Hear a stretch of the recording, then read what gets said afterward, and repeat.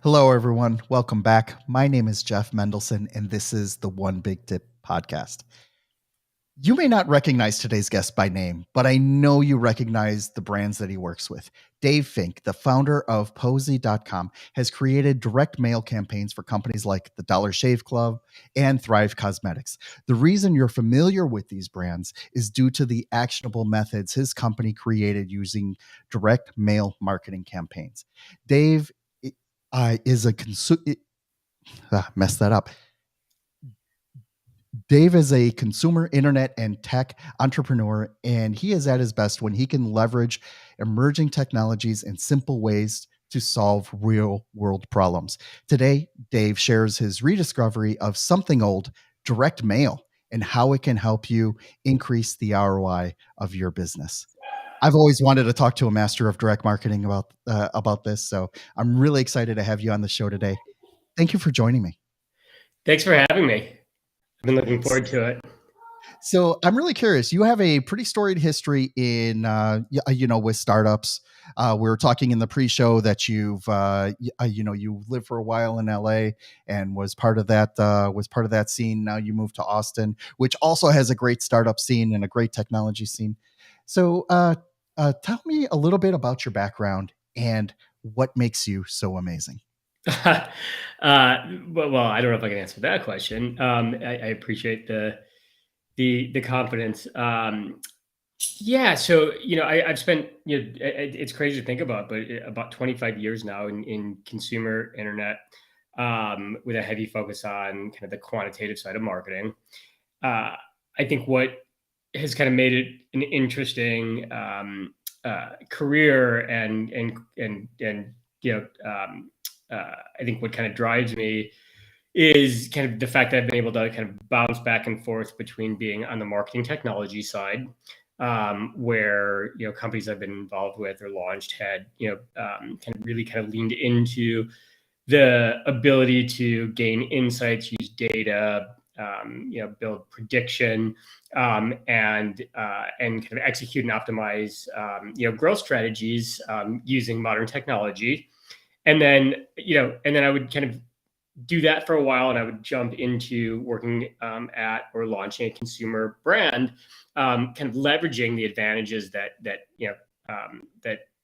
my teams had learned about how you can engage directly with consumers by building marketing technology. So by being able to kind of sit on both sides of the table, the marketing technology and distribution side, and then the brand development and growth side, it's allowed me, I think, to stay on top of kind of emerging technologies and how the world engages with consumers and how the world engages with brands. So that's been 25 years. Why direct marketing? Like, why send out a physical piece of paper, and challenge me on this, please, that a lot of people will throw away? Well, look, so when you think about quantitative advertising, it is a numbers game, right? So for the marketers and brands that are listening right now, they know that you're never going to run an engagement campaign or performance marketing campaign or brand campaign where 100% of the individuals you reach and message are going to resonate and become customers. Like that's just not a real world expectation. You're looking for efficient methodologies to tell you an authentic story to prospect consumer sets that where a high percentage of them will engage with you over time. Not all of them. In the direct mail world, we don't spend a whole lot of time thinking about the paper itself or the ink that goes on the paper. That doesn't mean we don't think about messaging and storytelling and design elements, but we don't think about the actual tangible media. What we think about is what our product is, who our existing customers are, and what insights we can gain from why they became our customers, why they're satisfied customers, why they continue to engage with us. And then we think about who our addressable market is, who the prospects are that we think our product or service can serve. And so, direct mail is one of these original channels where you were always able to use data. You were always able to communicate directly with your audience. And it was always measurable. What it was lacking was the technology to make it, behave dynamically the way that we expect, social media, search, programmatic display to behave today. And so what we think about is how do we, bring the technologies that we've relied on in these digital channels to direct mail, which is big, scalable, performant. And yes, the media happens to be at the end, of the day, a piece of paper with some ink on it. But the tactics, strategies, and kind of concepts behind it really are understanding your audience. Using the power of the insights you have on your first party data, activating campaigns by using really world class third party data assets that are available to target direct mail campaigns, testing and getting your messaging and your design elements correct, and then having a really complete view on measurement, so you understand if what you're doing is successfully conveying the message and engaging those consumers the way that you think it will, or that you're hoping it will. I want to share with you a quick little story. My wife just moved here to the United States about 4 years ago, right? And I have always been the guy that would throw out any extra paper that came in my mailbox. I didn't really subscribe to any of these services that just drop a bunch of stuff on you and, hope you did it. I mean, I didn't even have cable, right? I would just Netflix, and that's it. That was the only streaming service I had. So now that we moved into a house, we moved into a house and now we have cable at home, right? So now that we have cable, she's actually watching broadcast TV. And I'm watching broadcast TV and I'm like, please shoot me now. Didn't we just kill commercials 10 years ago? Right? Didn't we just kill all this stuff? And, she gets wind of HelloFresh, right? So now Sure. now we have HelloFresh coming to the house, and now we're getting all of these. We're getting inundated by all of these, direct mail marketing pieces. And thanks to her, I started paying more attention to what's coming in, why it's coming in, what kind of brands are coming into, that are really targeted towards her and her buying habits. And as a marketer at heart, it is absolutely fascinating, right? Because it's not just a question of let's just send 15,000 ads to a particular zip code. There is now the sharing of that information across these different types of products that she could have an affinity to, that also start coming into the mix, right? And I think that's one of the big things that those that are just like direct mail equals dinosaurs, that's just not the case anymore, because the fact of the matter is you're receiving this on the daily. And what happens is that you're able to connect these products that you're seeing coming into your home. Then you see them on an end cap at Target. You see them in an end cap in Walmart, or wherever else you may shop.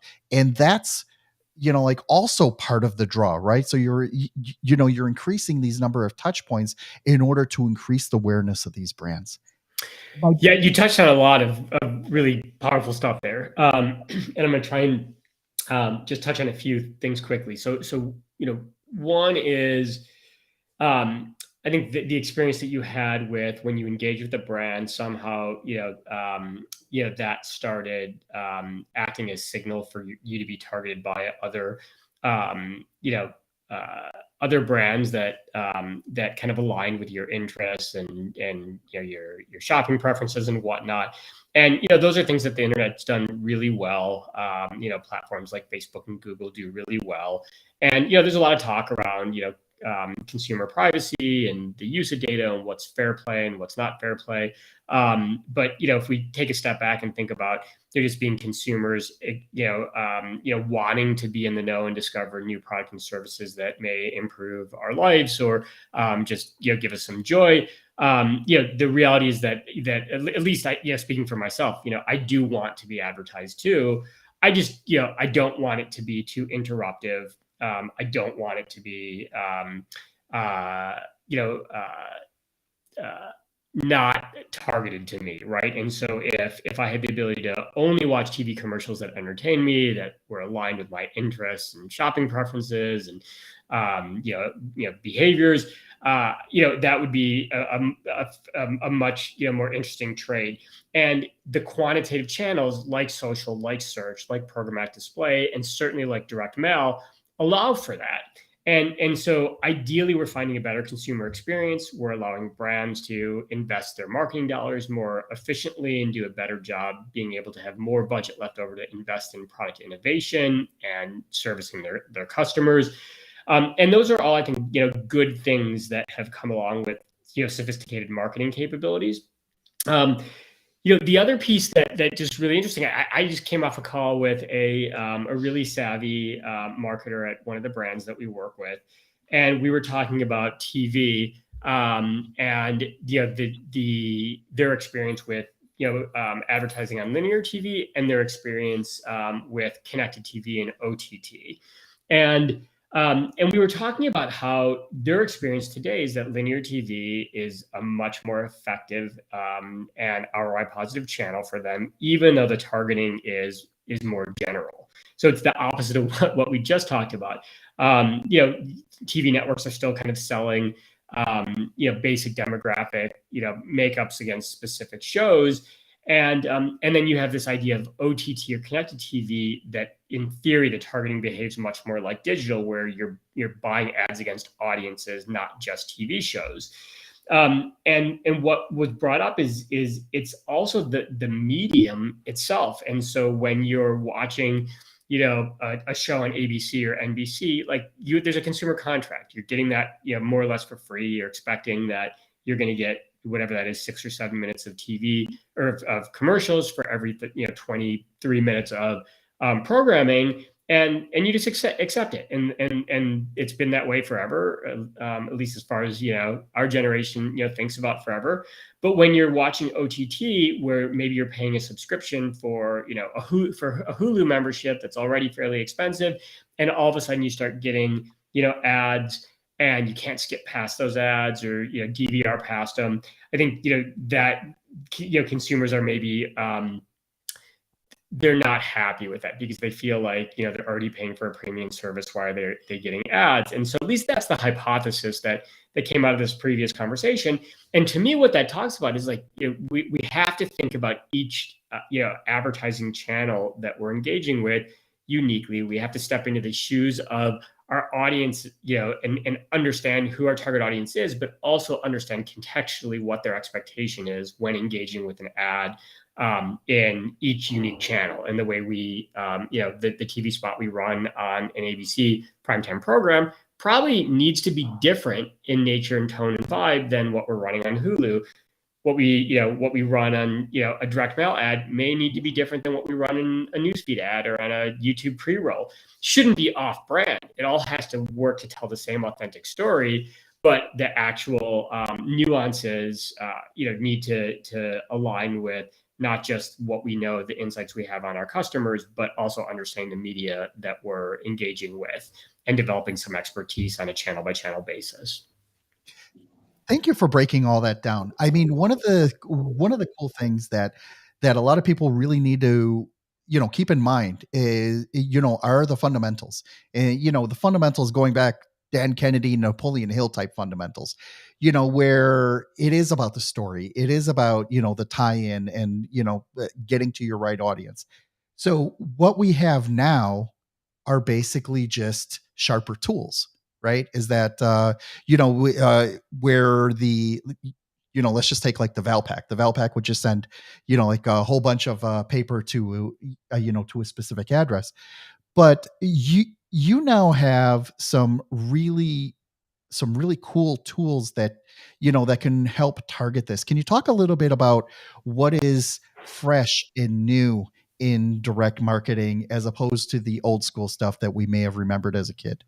Sure. And it's not in a vacuum. So we have more access to tools across every channel, our entire marketing stack, whether that's our CDP or our CRMs, or certainly the tools that allow us to deploy campaigns, whether it's ad serving or an SMS server or an email server, etc.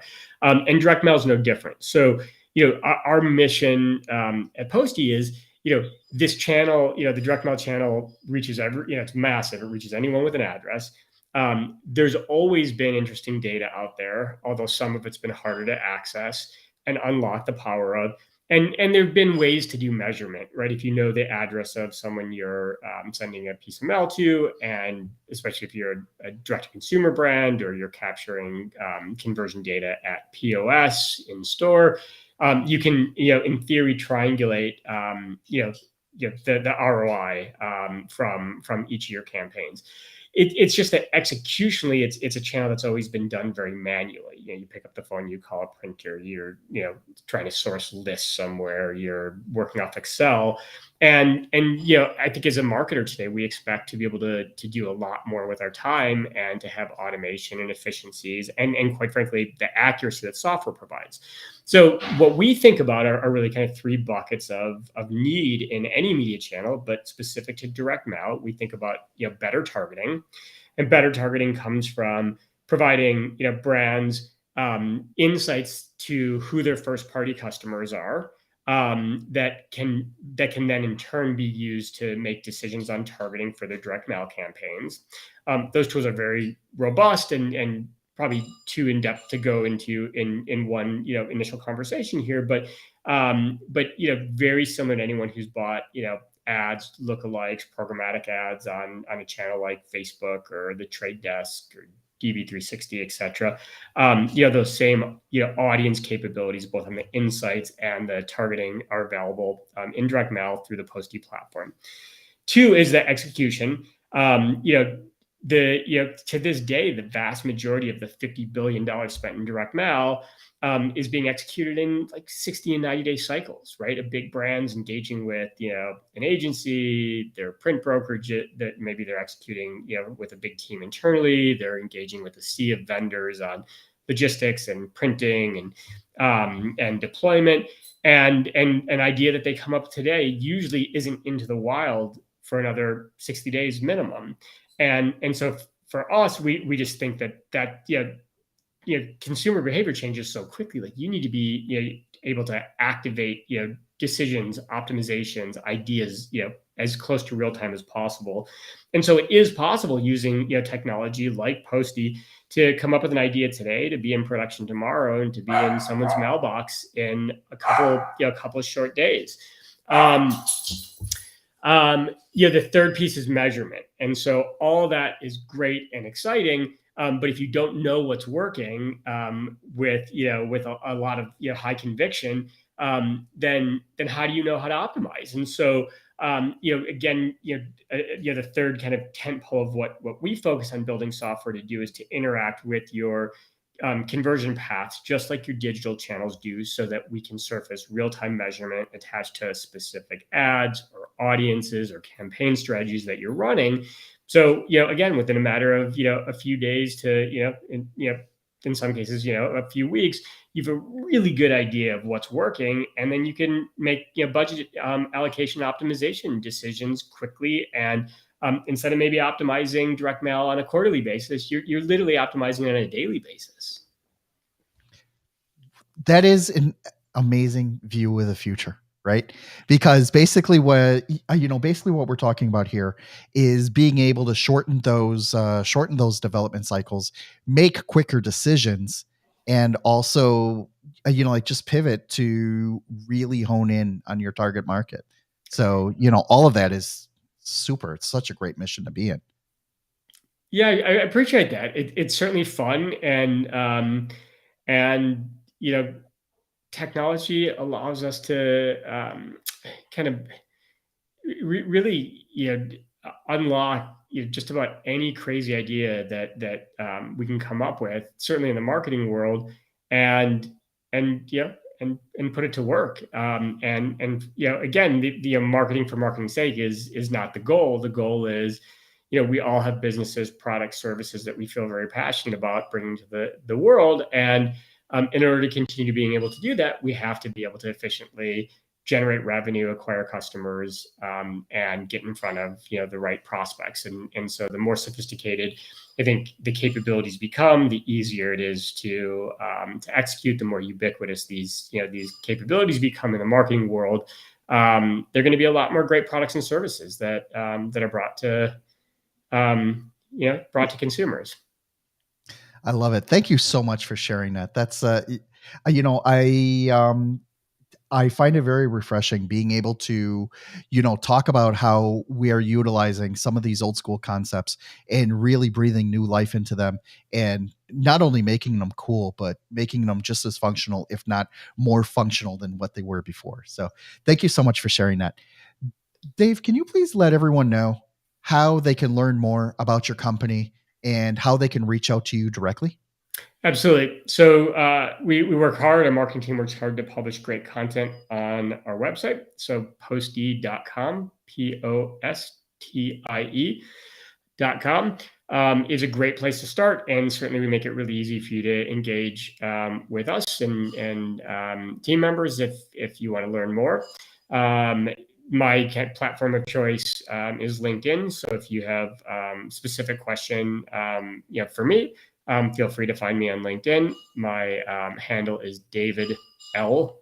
Fink, and very easy for us to communicate through either LinkedIn Messenger or at least connect. Awesome. Dave, thank you so much for joining me. I really appreciate you taking the time breaking down these concepts. This has been a lot of fun. Thank you so much for being here. My pleasure. Thanks.